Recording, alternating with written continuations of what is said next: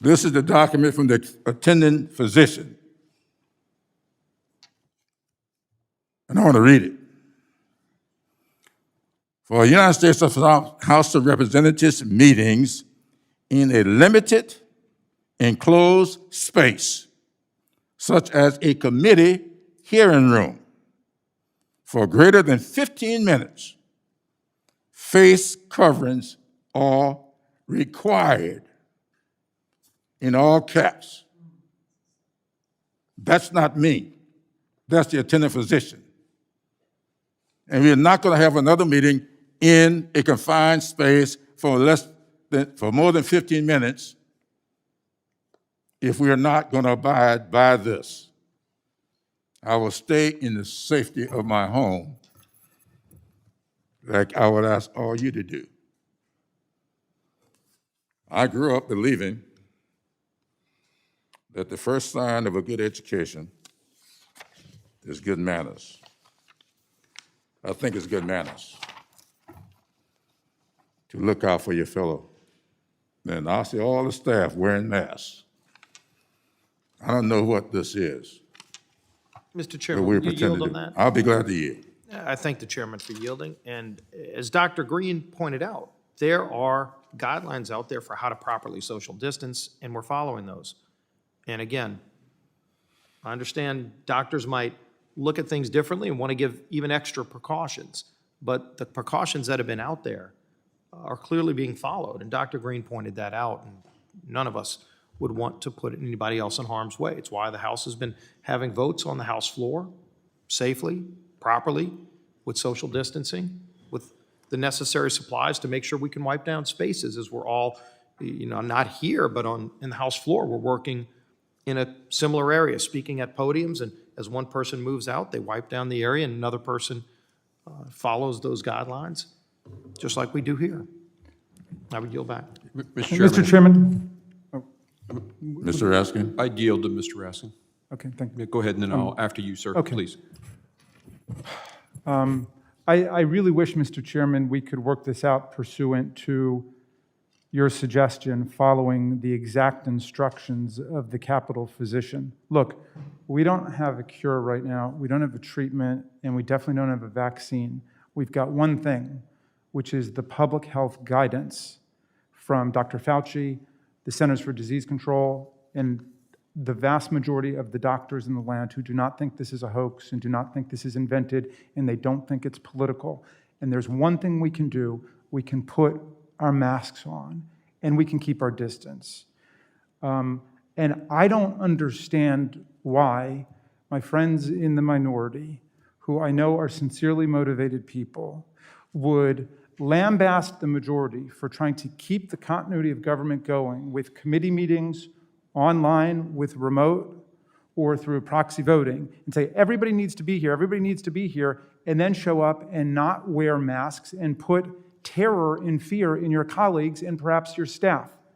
Ms. Waters lost her sister to this disease. We have lots of colleagues who've gotten COVID-19. We've lost more than 125,000 of our countrymen and women.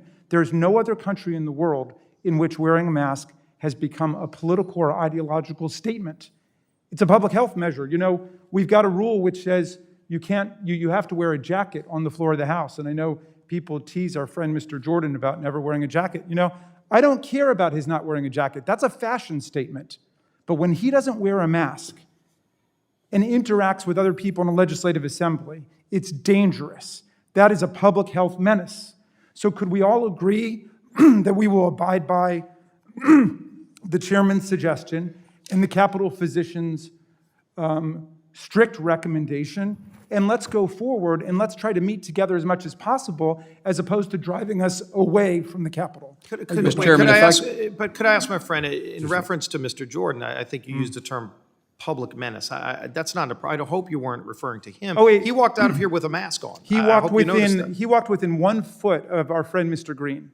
I saw it happen. And they whisper to each other, and it happens all the time. We might think we're in these 6-foot bubbles, but we're not. And I see it happening on the floor on both sides of the aisle. You start to hang around with people. We're social beings, and people begin to interact. Did you see what happened in the Pennsylvania legislature, where one of the legislators came down with it?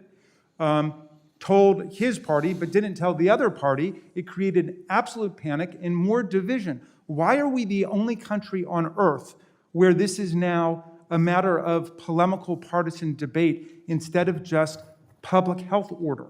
Why don't we just follow what the public health authorities are telling us to do?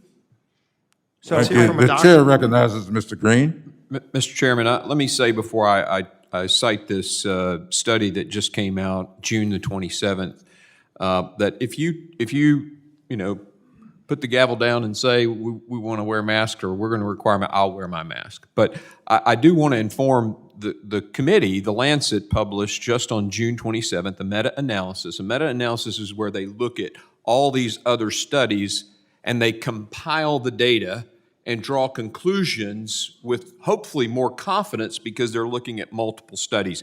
They looked at 172 studies across 16 countries on 6 continents. They found that a 1 meter distance decreased your risk with moderate certainty. Now, when they do these meta-analyses, they say high certainty. The data is convincing enough to say that there's high certainty that the conclusion is accurate. There's moderate certainty, and then there's low certainty. On the mask issue, it was low certainty that it makes a difference. The New England Journal of Medicine, one of the most respected journals in the nation, had an article several weeks ago that said outside the healthcare setting, the masks don't work. Now, it was referenced earlier about fomites, but yet documents are being passed around in here all the time. Are we sterilizing each document before we hand it off to one another? I haven't seen that. This mask that was sitting outside is there for anyone. They could go to the bathroom and come in and pull a mask out and touch other masks in the stack, and then the next person comes along and collects the mask. We're not doing surgical sterilization here.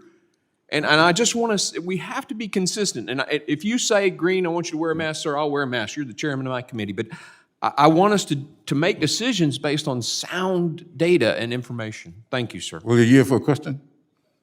Yes, sir, I will. Are you arguing that we should not meet in person? No, sir, not at all. I That think with sounds this like social the arguments distancing. you're making to me. No, I don't. Because there's no certainty, the mask may not work, but we know how the disease is transmitted. So if the mask has such a low probability of working, maybe we ought not be meeting in person. If you're asking my clinical opinion, sir, Yes? my opinion is that patients who are in high-risk categories, patients? I want to people, talk about individuals, membership. sure, anyone who's 65 years or older who That's has me. comorbidities should wear a mask. If you don't, I'm telling people in Tennessee, it's not required. But, Mr. Chairman, That- could I that's a ask clip. about that? As I understand it, the mask is not to protect me. It gives me a little protection, but it's to protect other people in the event that I'm infected. And a majority of the infections, I understand, are of people who are asymptomatic or pre-symptomatic. So you don't know whether you've got it. We have members of Congress who didn't realize they had it, and they were fraternizing with everybody else. And any of us would do that if that were the rule. So why is this so complicated? There's one thing we can do to try to protect other people when we're together, which is put on a mask. It doesn't cost us anything. Why would we not do that? Why is it some kind of macho thing, like if I don't wear a mask, I'm tough? I think, if you want to be tough, go spend a day with the nurses and the doctors in the hospital, and all of them come out and say, everybody wear your mask. Listen to them. If you don't want to spend the day with them, at least listen to them. All of the first responders are saying, save us from this nightmare, wear your mask. So I can cite many other professionals who are saying just the opposit. And so that's the challenge we're in right now. They're saying, don't wear a mask? When I'm around, I'm not wearing a mask. No. Okay, will you send us the medical advice that people not wear masks? Because I haven't seen that. I can share some medical literature with you, with It's Mr. Raskin. against the Centers for Disease Control, I know what they're putting out. Harvard University, Johns Okay. Hopkins, all the studies I've seen. Okay, let me. Thank you, Mr. Chairman, for Okay.